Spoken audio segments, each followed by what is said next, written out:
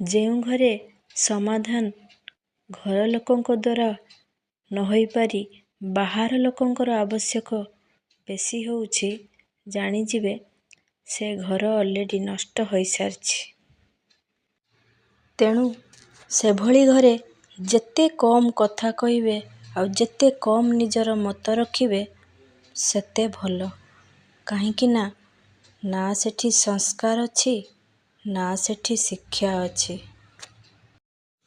ମାନି ଚଳିଲେ ଖୁବ୍ ଭଲ।